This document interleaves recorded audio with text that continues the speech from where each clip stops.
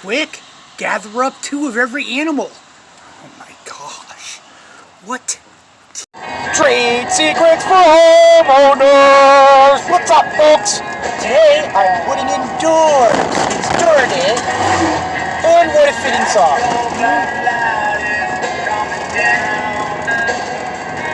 Knocking on heaven doors, baby.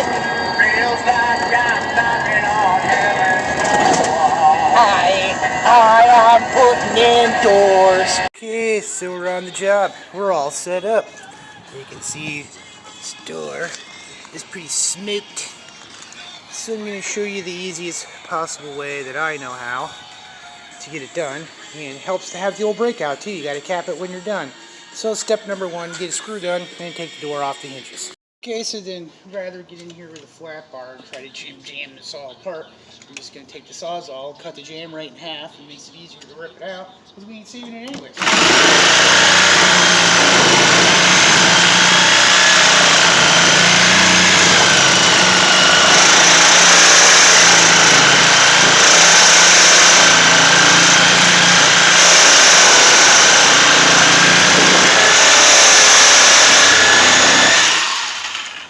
One side, now I'm going to do the other side.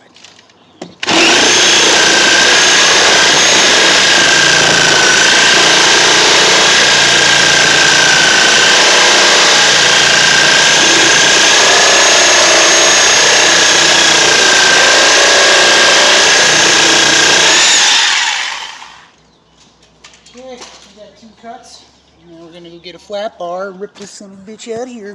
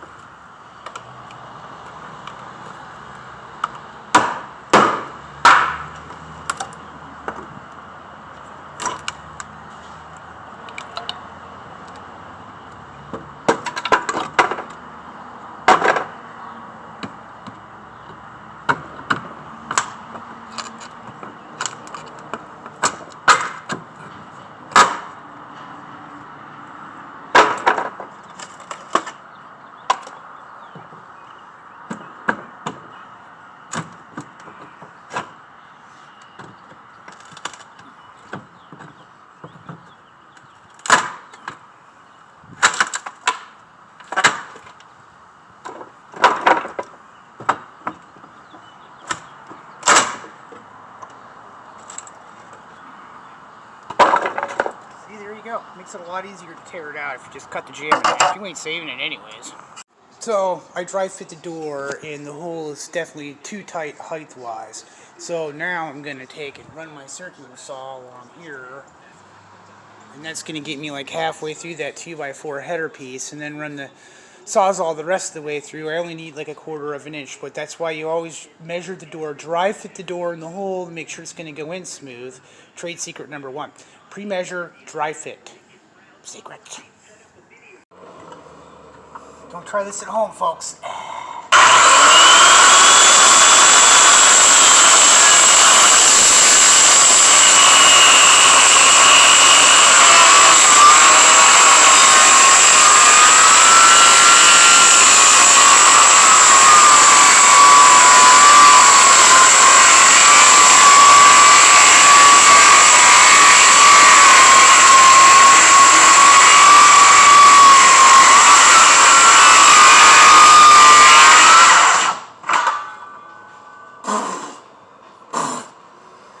Yep, now run the Sawzall through it. Okay, so I got door and hole. Trade secret number 2. This space around the door, the crack, all the way around, across the top, the crackola. That is called the reveal. Alright? So your idea is that when you stand back and look at the door, your trade secret is you're going to want that reveal to be the same all the way around the door. Alright? Yeah, well, we're just going to put a level on it. Well, what makes you think the level is going to work on a pole barn or just about anywhere else these days? They don't. So you use the reveal, and you want to make the door operate in a nice smooth fashion. So sometimes being level and plumb doesn't necessarily achieve that goal. And now I'm going to move on and show you the next secret. Okay, so after I cut the header off, took like a ½ inch out of the header up there, give me a little room for me up and down. Now these guys, Town and Country Builders, who are no longer in business, and well, here's a good reason. I want to show you this. This is not right. You do not frame your rough framing in to exactly the same size as the door you're putting in the hole. See that? I mean, I'm tight. I got no room for adjustment here, so it took me about a ½ hour to get this sucker to open closed just right. Because when you're measuring your door opening on your height and on your width, you want to be 2 inches bigger. 2 inches. Not tight like that is. But trade secret is if you run into a situation where you've got a bunch of stupid idiots that are framed up with, I mean, this is their footer.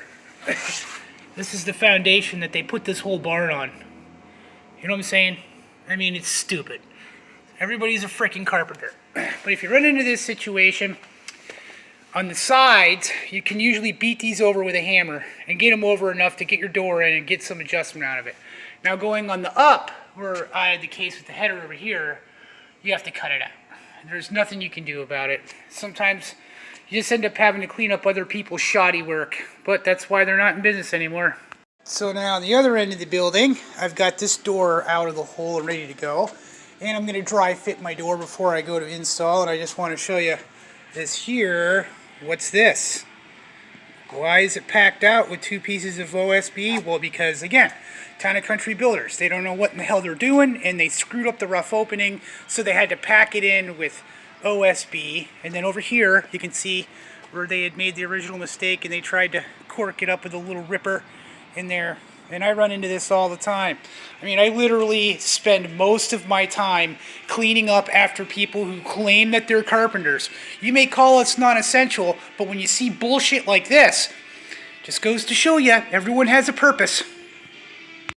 Okay, so the door is a 36-inch door, right? So if you have a 3-0 door, that's what we carpenters call that, 3-0 door, you need to have 38 inches. That's add 2 inches, 38 inches to get your door in the hole. So when Town and Country put in whatever the hell this is, and I'm going to cut it open and see what the hell's in there, they screwed it up.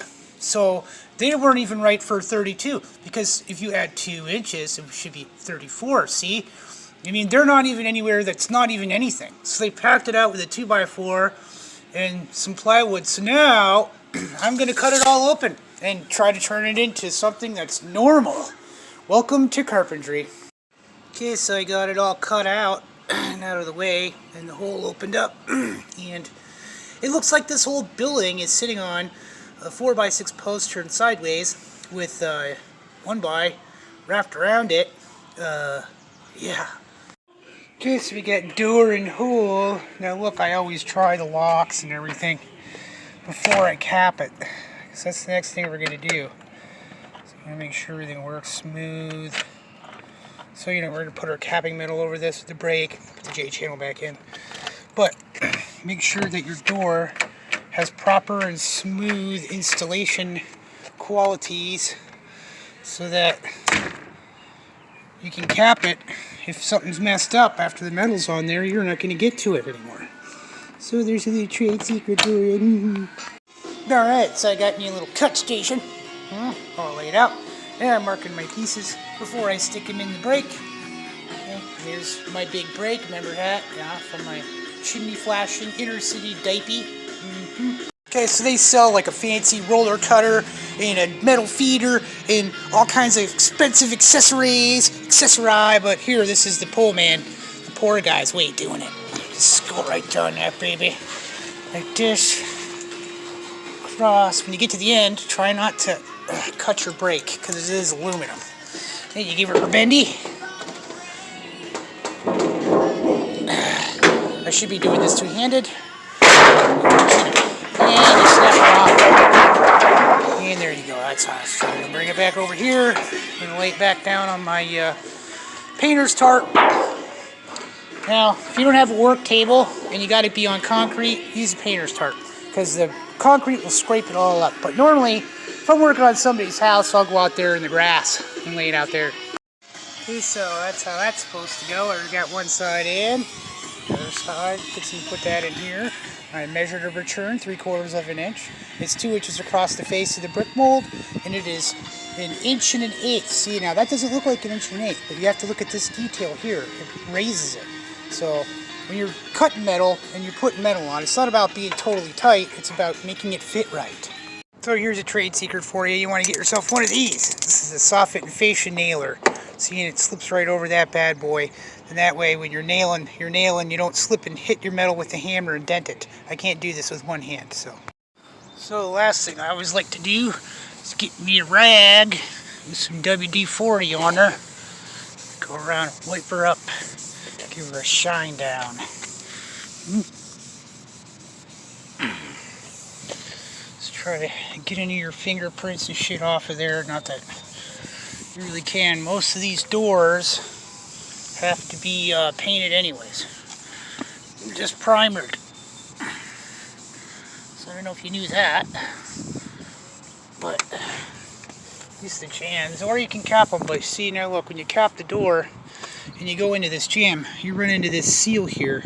And you can put a hem on your metal and everything, but in my opinion it looks like shit. I don't like it. Okay, so that concludes our door episode. So remember, here's the things you want to remember. If you're framing the rough opening in, like you're building a new wall, whatever your door is, say it's a 36-inch door, you have to add 2 inches. 24, 26, 36, 38. Yeah, don't be like Town and Country and go something and whatever. We'll pack it out smaller speed or later. Dry fit the door before anything else. You don't want to be putting insulation in or putting any caulking down. Like normally I would caulk in a house, I would caulk the floor with some solar seal. But this is on concrete and it's got a plastic threshold, so it really doesn't matter. Tools, always with the tools, soffit and fascia nailer, the brake. I mean, you can rent a brake. You can rent them at the hardware store, they sell. And that's about all I can really tell you. Yeah, that's about it. I mean, doors, they're, you know, in and out, pretty simple. Coming up next is going to be a series of siding jobs and some roofing too. So stay tuned and make sure that you like and subscribe and ring the bell. Thanks, people.